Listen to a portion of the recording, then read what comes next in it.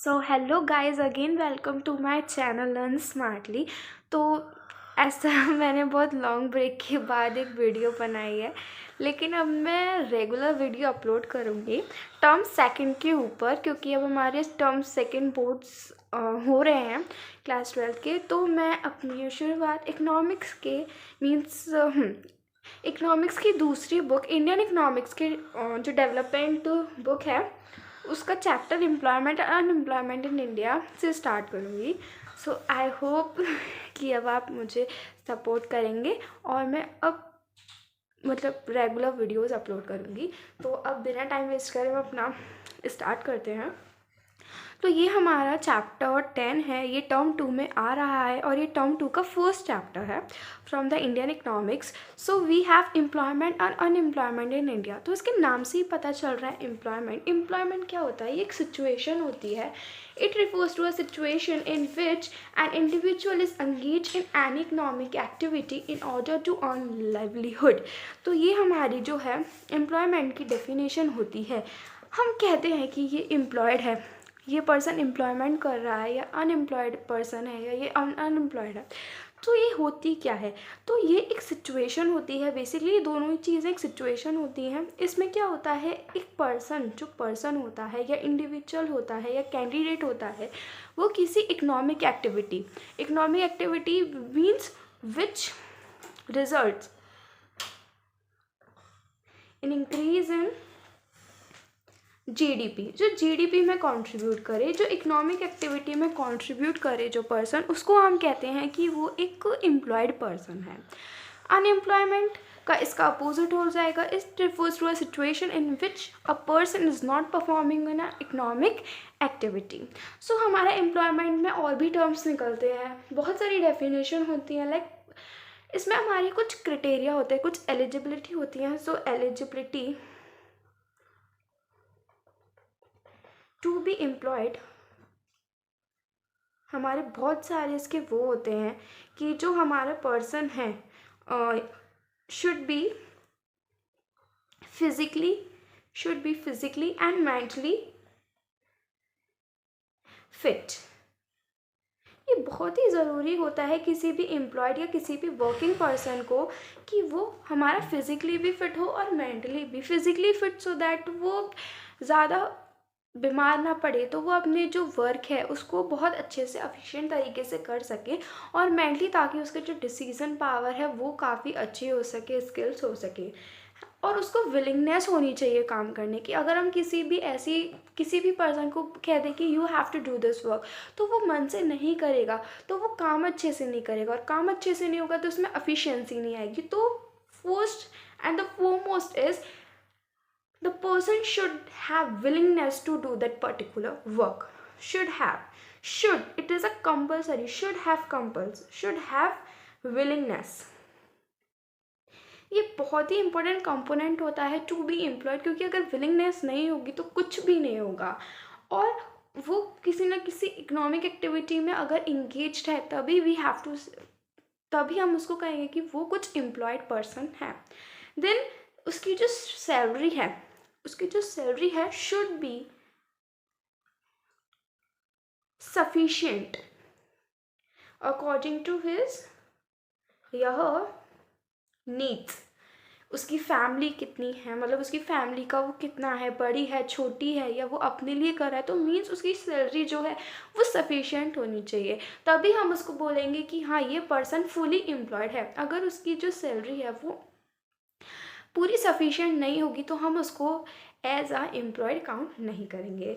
तो ये हमारा थोड़ा सा छोटा सा ब्रीफ इंट्रोडक्शन था एम्प्लॉयमेंट के ऊपर, क्योंकि अभी इसमें बहुत सारी चीज़ पढ़ेंगे, हम समझेंगे कि एम्प्लॉयमेंट किस में कहाँ कितना कितना होता है, कैसे होता है। ठीक है। तो अब हमने एम्प्लॉयमेंट के ऊपर इंट्रोडक्शन ले लिया। अब हम ये समझेंगे जो एम्प्लॉयमेंट करते हैं, जो एम्प्लॉयड होते हैं, उनको हम बोलते हैं workers. As you all know, उसको हम बोलते हैं workers. These are the persons who are engaged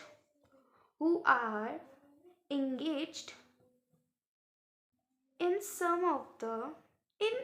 any of the economic activities. And don't forget, economic activities are those which contributes to the GDP, gross domestic product. So workers are the persons who are engaged in any economic activities. So we have mainly two type of workers: self-employed and hired workers. Notes थोड़े ऐसे ही हैं, but you can just compromise.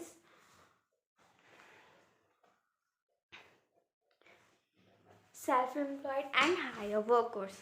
So self employed workers नाम से ही पता चल रहा है, the which are employed by self, like जिनको सैलरी या वेजेस देने की ज़रूरत नहीं है. Example doctors, if they have their own clinics, doctors, businessmen, and etc. These all are the self-employed persons, as they इनको कोई हायर नहीं करता, they have their own work to do. Hired worker, we have the two categories in hired worker.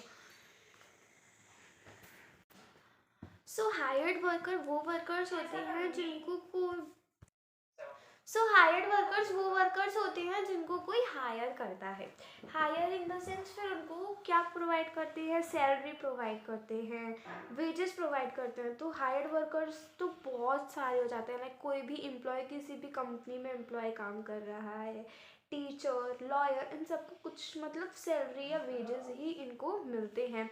Labour, ये सब हमारी hired worker में include होता है. अब हमारी हायर्ड वर्कर के टू टाइप्स होते हैं. First is casual worker and second is worker and second is regular worker. ये भी बहुत ही सिंपल है और ये बहुत ही सिंपल एंड इंटरेस्टिंग चैप्टर है, क्योंकि एम्प्लॉयमेंट और अनएम्प्लॉयमेंट हम बचपन से हम 6th या 8th से पढ़ते आ रहे हैं कि एम्प्लॉयमेंट अनएम्प्लॉयमेंट होता क्या है, एम्प्लॉयमेंट रेशियो कितना है हमारे इंडिया का या कंट्री का.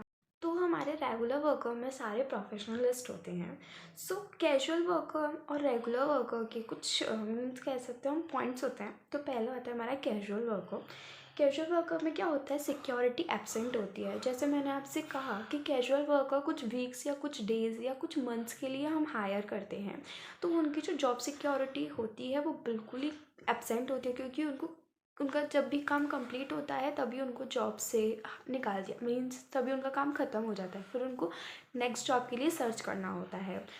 एंड अनऑर्गेनाइज सेक्टर होता है. इनका कोई ऑर्गेनाइज सेक्टर नहीं होता, ना कोई इनके रूल्स रेगुलेशंस होते हैं, ना इनका कुछ होता है. ये जिस टाइप की एक्टिविटीज़ करते हैं, जिस टाइप का काम करते हैं, उनको उसी के हिसाब से इनकी वेजेस वगैरह प्रोवाइड कर देते हैं.